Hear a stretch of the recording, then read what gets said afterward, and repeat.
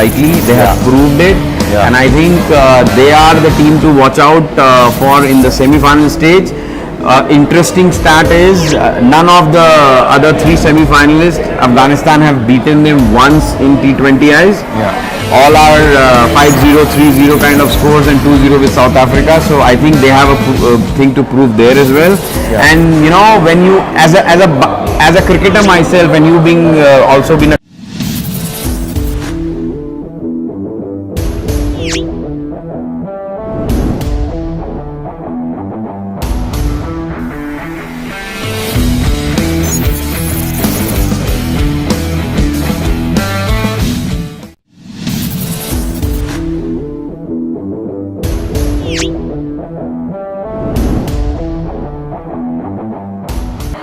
Good evening and welcome to Spot On. I and Jitesh will be talking about the T20 World Cup. The Super 8 stages were over and now it's on to the semi-final. And we are now coming to you live from Yellow Cab Pizza, which is at CityLink Mall.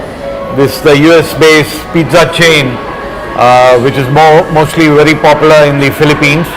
There's only one outlet in Singapore, and that is at City Mall Link. I tried the pizzas and it's really good. And now coming to the matches today, the big news is that Afghanistan have made it to the semi-final, and an amazing win today over Bangladesh. They truly deserved their place in the semi-final. And they're no longer minnows. We can't call them minnows. And in this tournament, they've shown that they're capable of playing against the big teams.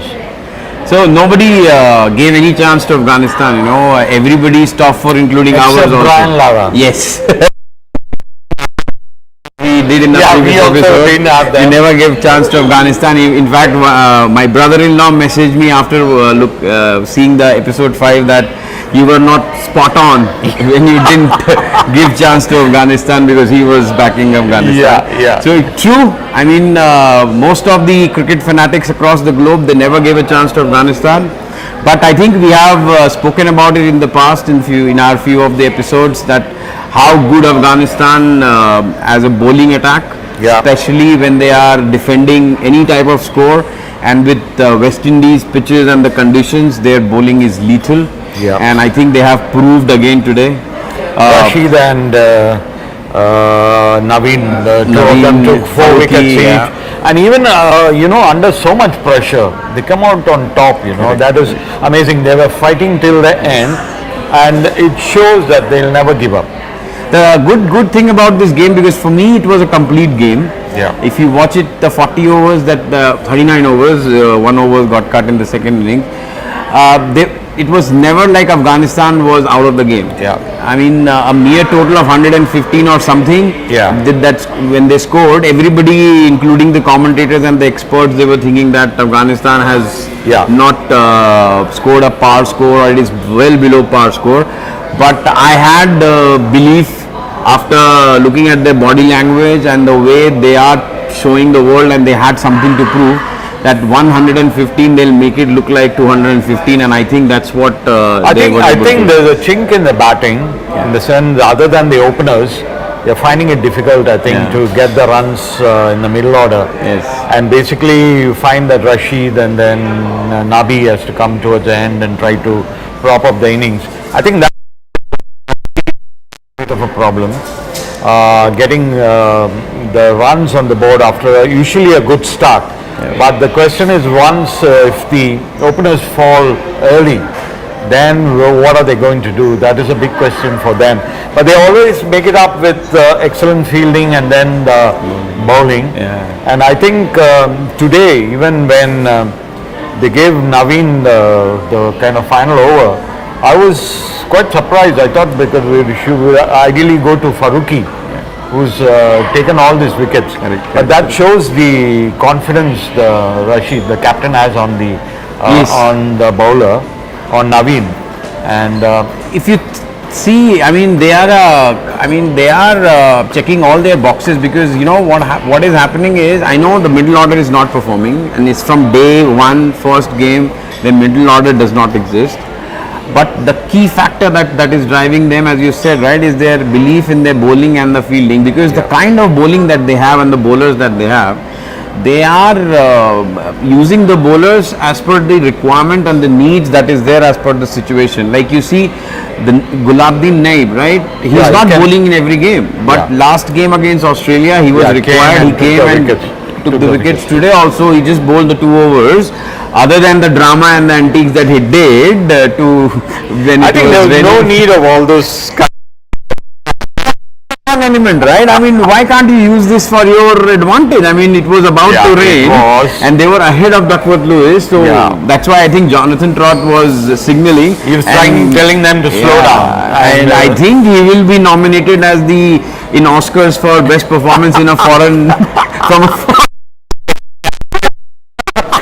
It would, I mean, like the commentator said, it would have been ideal if he had done it at the Euro or something, the football, the way he fell and, you know, pulled his hamstring, and then he came back. Mbappe for cricket. Right, on a serious note, see, whenever the right-handers were there, they stopped Nabi. Whenever the left-handers came in, they brought him. He got those wickets. And don't forget Noor Ahmed also.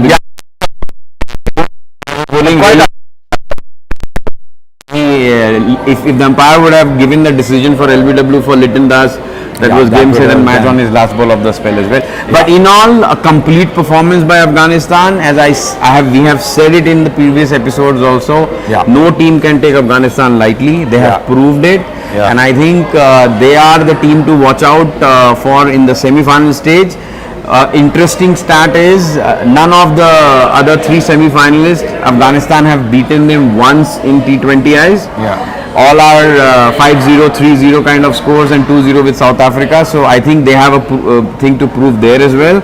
And you know, when you as a cricketer myself, and you being also been a cricketer, as I said, when you're in a dressing room, the camaraderie, the teamwork that you have, and the belief that you have, and they just have to sail through 2 games. And I think they will focus on one game at a time, and I don't think so it will be a surprise. Not also for me, but for anybody, that if they sail through and go to the final, and who knows, they can win the World Cup. Because I'm totally backing Afghanistan, and particularly Nabi. So Nabi, when he was here for the 2013 Asian Cricket Council Emerging Teams Trophy, when he played there, so I had interviewed him, and he gave me this T-shirt, which I'm keeping it with me, and it's been an amazing ride from the Afghanistan the king, right? So Nabi is more like a senior statesman now. He's more like an advisory role, but he's played a big part in the team. I think he's played each and every game. Afghanistan has played a world stage, starting from the qualification that they started in Div 5 of ICC till now, and he has been integral part of them. He was the captain. Now he's from part of the think tank, and his mere presence, you know, I think that lifts the game of everybody. And you can see from the body language, when they win, they are emotional. Everybody, you know, hugs him, and that means that he is that integral part of the team. And I think he is taking that baton. The only thing which I think he will not be happy knowing him is that the batting performance of his is not coming. And who knows that in semi-final, final, he becomes a match winner with the bat. Possible. Because Nabi, as you can see, has slowed down a bit, but he's still a class player. A lot of experience he's had. He's gone through very rough times too. His parents were kidnapped at one point, and then he's always been there with the team. And it's good to see that the Afghan players all united and together, and you know, working hard for the team's success. I want to take this opportunity, you know, to talk about Rashid Khan. Okay, he's the captain. He's the star player of Afghanistan. He's the star bowler all across the globe for all franchise cricket and everything. But you see what he does. Come at the hour and he performs. He will perform.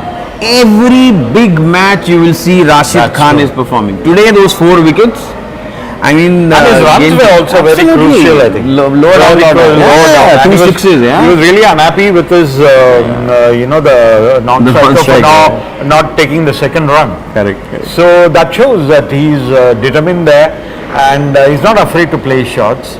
He will play shots, and those runs actually proved to be and very I think crucial. he has the quality to be a leader. I mean, as a leader, he performs. He's leading them from the front, be it fielding. He's the best gun fielder that they have in Afghanistan and in the world cricket also, bowling, batting, and everything. So I think they have a very good leader. Yeah. In Rashid Khan, Yeah. and I believe that that guy can make it happen for Afghanistan. Yeah. So Afghanistan will be playing South Africa in the Yes. semi-finals, and both teams, I think it's are like almost like equal in terms of batting and bowling, I think. But South Africa probably a bit more. Their batting is a bit more stronger, is my feeling, and. I would say it is a contest between a solid batting side versus a solid bowling side. Fielding wise, both of them are at par. So I think whosoever, it's about the bowlers versus the batsmen. It will be a very exciting semi-final. Yeah. South Africa, the way they came out from the last game, everybody again, West Indies was there and everybody was banking on their chokers. Yeah. I don't think so they will be able to, because the situations and the equations were so that the only game that they lose against West Indies, they're out of the World Cup. And every time it happens with South Africa. But fingers crossed, they did it and they are into the semi-finals. Yeah. As much chances I give to Afghanistan, I give to South Africa as well. I mean, both of them have not won a World Cup. Yeah, correct. So both will want to really prove their, go out and do their best. Correct. So that will be one semi-final which... what do you think about the second one? The second one is again going to be interesting. I think the way India played in the semi-final against Australia, they started off in a very, rather not the semi-final, the last match in the Super 8. Yeah. They started in a very positive manner. And the way it looked like it was a totally batting pitch, the way Rohit Sharma started, and absolutely the way he clobbered Stark and all the runs, and all the other Australian bowlers. It showed that they have this intent, and he is very keen on India winning a trophy under his. I mean, captaincy. again, this is where again we talk about stars. We talk about Indian superstars and everybody is fixated into Kohli. Everybody knows. We also are big fans of Kohli. Everybody talk about the Bumrah, the Hardik Pandya, from what IPL he did and what Indian team is doing and all this stuff. But Rohit Sharma, just understand the pressure and the low scores that he was coming to for that big game against Australia, right? Yeah. And one thing which totally I loved about his body language was, from the start he had a mission. Yeah. He thought what we discussed last time about what De Kock was doing. Yeah. I think he took the same learning and he said, why not give it back to the Australians, whatever is the bowling attack, let's get the first 6 overs and let's score big. And the shots that he played, I mean especially all through the the onside were exceptional. I think 7 or 8 sixes in his inning. Yeah. All were middle of the bat. So I think he gave the path. If he would have not given that start and we would have not made those 200 plus score, with head the way he batted, and I don't know what happens. No, at one stage it looked like we would have easily 225 would have been very easy. But that is what I'm saying. The pitch was not batting friendly. Exactly. He made it. Others all, you could see that they were. Some of them were struggling on that pitch. Correct. But he certainly deserved a century. I thought the way he was batting. I mean, milestones are there for you to remember the games, but I think the win that he got and the way he got it, I think he will give it more than 100 that he could have got. I mean, naturally we'll have to compare with how Kohli started. Probably Kohli also wanted to go that way. He showed that intent. Yep. But he got out. So is there a question now of whether Kohli should come in at number 3, because Kohli has always done well as a number 3 batsman, and India has the option of having a left-hander in Yashasvi, left-right combination. And my feeling is if the left-hander gets out, you can always send Pant at number 3. And if the right-hander gets out, you can have Kohli at number 3. And I don't think so. They will do lots of chops and changes because now you are at the knockout stage, right? Kohli again, his averages 50 plus when he bats at number 3 in World Cups and T20Is. There must have been some discussion, thought processes with the management of how they want to see Kohli in the realm for this World Cup, and I think they have gone with the experience at the top order, wherein your best 3 batsmen should go and play maximum overs, and Rishabh Pant coming after a long injury and looking really good in IPL, so they wanted to do that. I don't think so they will do that change, but I still see that they have opportunity to move somebody to open with Rohit Sharma, not bringing Yashasvi or bringing Yashasvi, but I think Kohli, if he comes at number 3, the confidence level and the threat factor that will go into the opponents in semi-final, especially England, right? It will be a good start for India. But it again depends on whether they are chasing or whether they are batting first. And if they are chasing, the chase master, if that is the game he chooses to come back in the form, then all of our questions and comments will go on the fly. Pant has been playing well, but I thought he was a bit sluggish in that match. Probably one of his off days, I think. In the field, he missed that catch, and Mitchell Marsh reacted slowly. And then also his batting, I thought at that stage, if Pant or Surya Kumar would have been there, have lasted a bit more, India would have easily 225 would have been easily crossed 225, I think. To be honest, Pant's batting is always like that. He will give you chances for whatever runs on the board that he will score. If the day comes, if the balls are all the lofted balls are landing at the safe spaces, he will score big and everybody will talk about it. But he always gives you chances. That's how it is. His game is. But in his keeping, because he was not in his senses. When I'm saying senses, he was not the usual Pant behind. And you saw one of those buys also, he reacted to the ball down the leg side. He just reacted a bit late. So which never see. I think that had to do with the catch that he didn't attempt. He didn't. Sort of stumbled. Correct. Reach there. After that, it came into his mind, and he was always looking at Rohit Sharma and others for reaction. How am I doing? And when you get into that mode, right, you'll always succumb to pressure. So I think that's what happened. So another player in the Indian team who's not really pulling his weight is Jadeja, I think. He has looked totally off color in this. And dropped one catch also. I mean, a player like him should be taking that catch, but to be fair to him also, I think because of the wind, it just dipped slightly in front of him. So, but again, I think Jadeja, he had his chances. He should have shown a little bit more. I think probably he doesn't get to play 6 or 7 overs, but he will get a few balls. But that is where I think he needs to really come up with some big shots. And also the bowling is alright. He wasn't. So I mean, Jadeja as a batsman. Let's first talk about as a batsman, right? Even if he plays in CSK, his role is always the way Dhoni uses him now. Is always when there is a quick wickets or something. He will go around 11, 12 overs. He needs time. He's not kind of a batsman that who will go and start slogging like Surya Kumar Yadav or Hardik Pandya or Shivam Dube to get big shots. He needs time, and once he yesterday also he tonged a 6. He hit a 6. Just middle of the bat. It was just pure timing, right? So he's that kind of player. And to be fair on him, all through this World Cup, he has not got even 3-4 overs to that's bat. What I'm saying. He's got very few balls. But I think Indian, he has a role. And his fielding is always like he will save 10, 20 runs for you. I mean, on the field. It is, see, when your team is performing well, right, you also get carried away.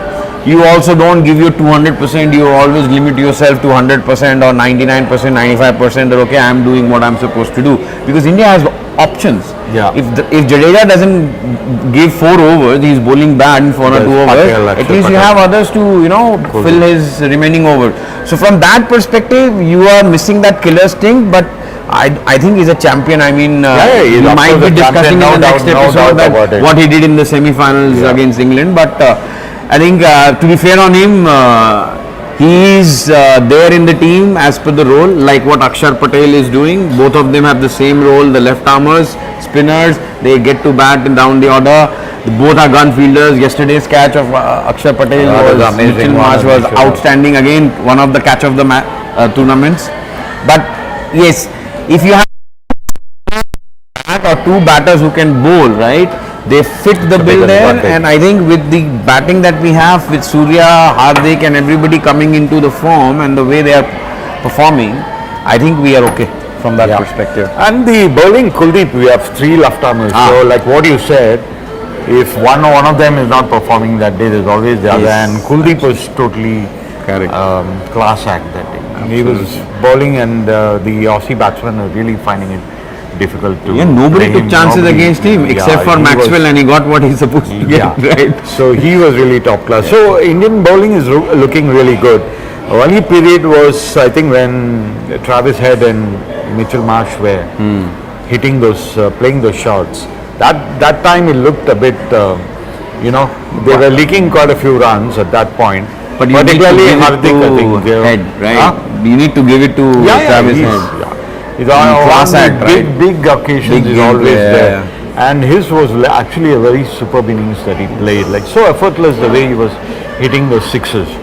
So and see his innings. Bumrah came into bowl first 2 overs in the spell. He was trying to hit the hard length.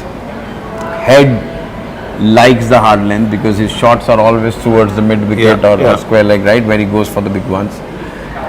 Bumrah comes to the second spell, first over. Second ball he bowls is a slower one from the same slot. And he gets out.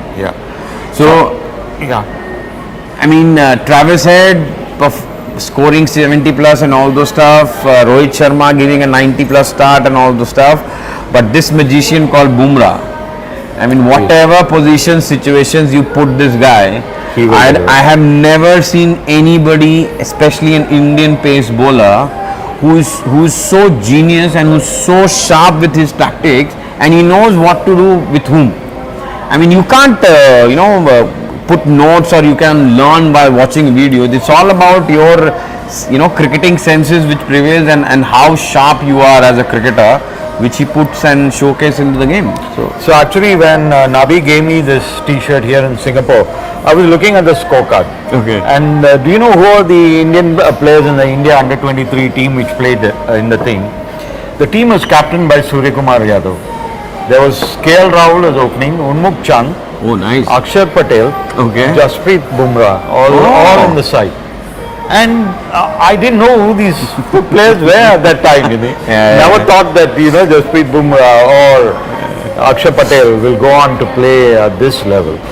But interesting that they've all played in Singapore, and also against this Afghanistan team, which also had Gulbuddin Naib in that team.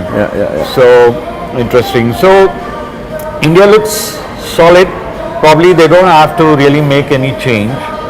Like facing probably one trick probably they missed was, I think, bowling more slow balls and slightly wide of the stumps, like what Stark did.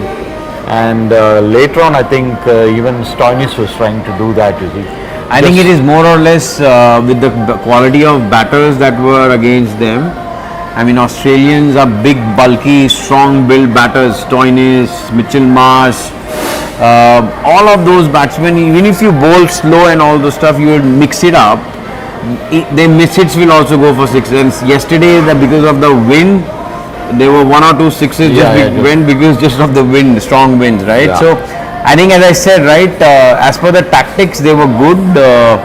Most of the things clicked. I know it was a concern in the middle stage when Head was going very strong. Both were going but again, from the body language perspective and the belief that Indian team also had, everybody was talking about we still have 2 overs left of Bumrah, right? Yeah. 50 runs in his spell. But the good thing which I liked about Rohit and the management was they gave him all the 4 overs. Yeah. Because your players at this stage will fail. Yeah. They will have one bad day, right? Yeah. If you don't back themselves, next game it will be very difficult for them to come back, right? So I think giving Hardik that confidence that okay, you're going for runs, but you keep bowling what you're supposed to bowl, and that showed the confidence of Rohit on Hardik, and it shows that the team is gelling together. Everybody likes each other's company, and that's a good quality of a winning side or a successful side. So fingers crossed. I hope they make it to the final, but we cannot write off England. Exactly. So we're coming to the semi-final against England on Thursday. Yeah. I mean, most of the English players are familiar to the Indian side because most of them play in the IPL and they've had a lot of games together.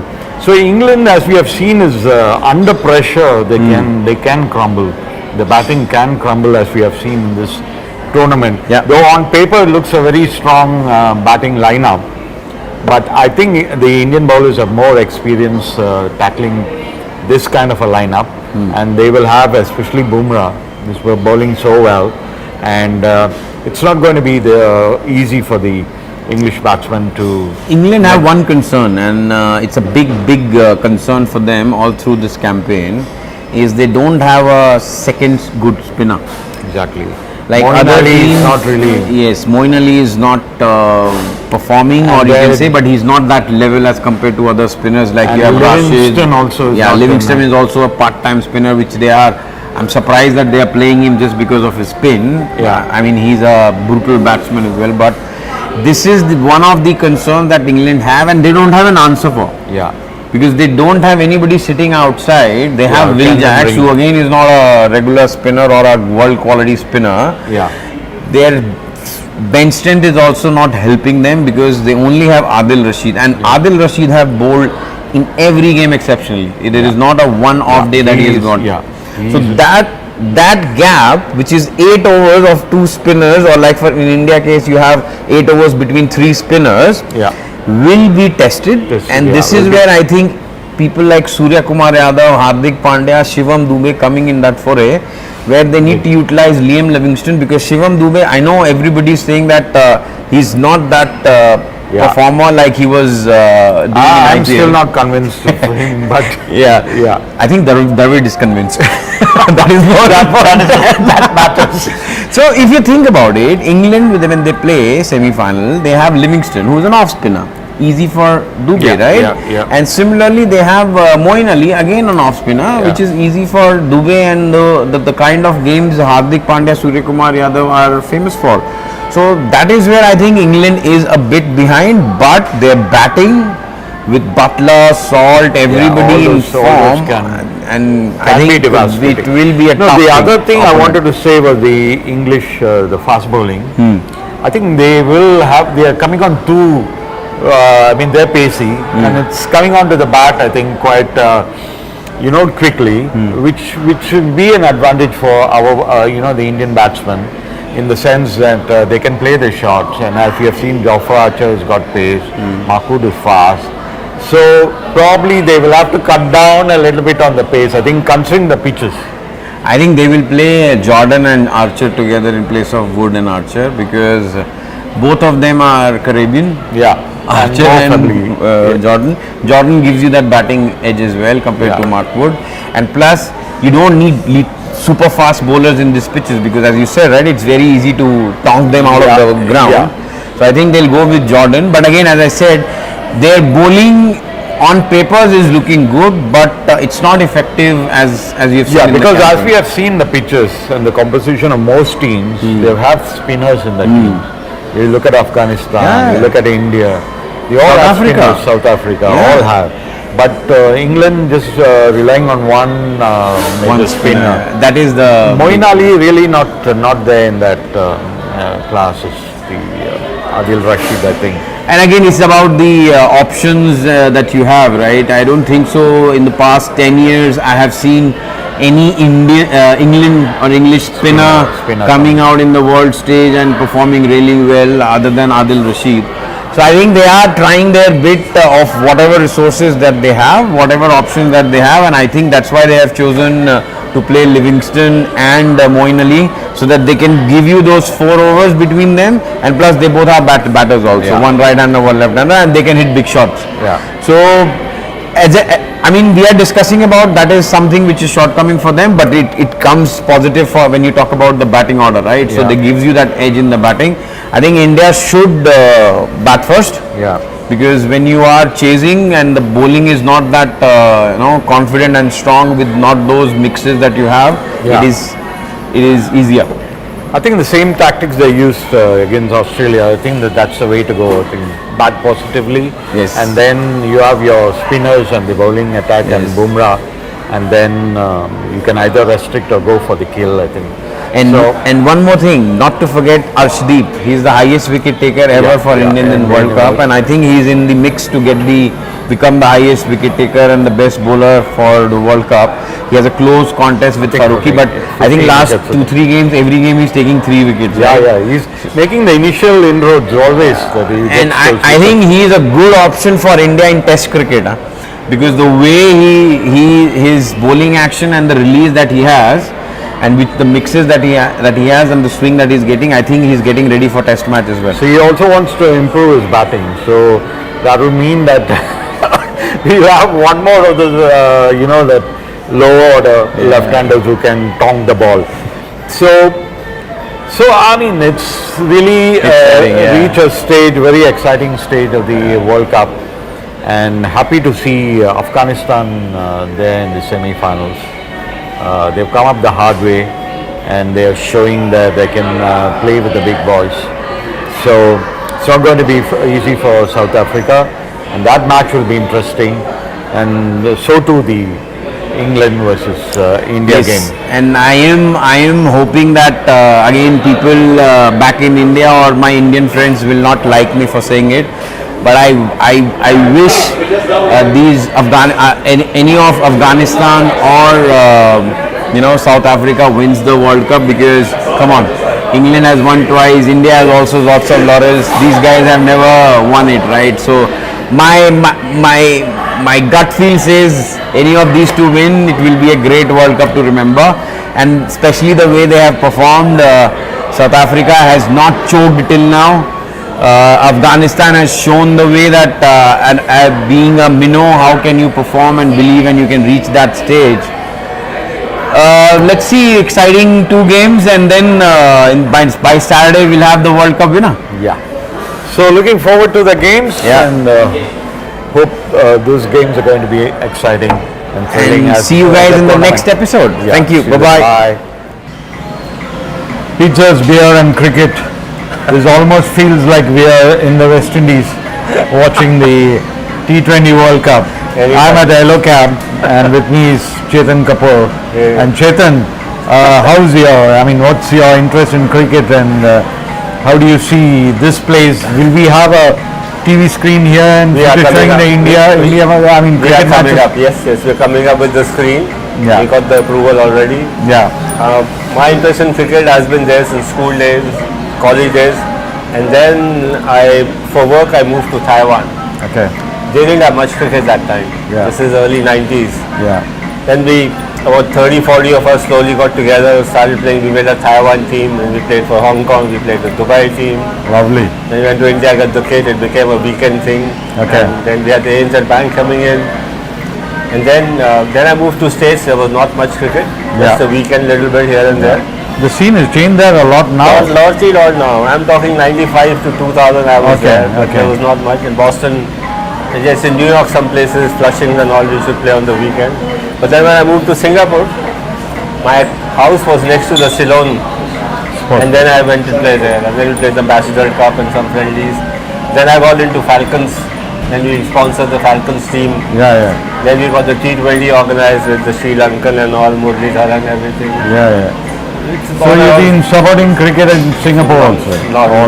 Yes, we've been doing that, So what is the best pizza that I can get here? Which is your number one seller? We have the New York Classic. This is the New York chain. We have the New York Finest, we have the New York Classic, the garden pizza, a lot of veg options doing well. We've been here 8 years. I just joined, took over some shares in last month. Okay. And 1st of May, and now we want to bring that up. Okay. And definitely cricket and sports, pizza, bar, beer, why not? Okay. We'll do it, and plan to open one more outlet. Okay. So When is that coming? Let me bring this up, Okay. up and running, and then as per the franchise agreement, I have to open one more. Okay. Do that. Okay. With So support of what do you need really to bring this up more? publicity. Okay. Not many people know. Yeah, even I didn't know about this. Yeah, we need to bring that up. Hello Cap Pizza Yes. until a week ago. Each pizza is handmade and fresh. It's all on wheat flour. People need to know that. And this is one of the pizzas you don't feel heavy after eating. So it's a healthy thing. Okay. And we're adding much more options. Okay. Forward, yes. So all the best to you, Chetan. Thank you, Santosh, for doing this. Yeah. Yes. Come here more often to have your pizzas and Anytime, beer. anytime. Anything for cricket, I'm in. Let me know. Thank you. Pleasure. Thank you so much. Thank you.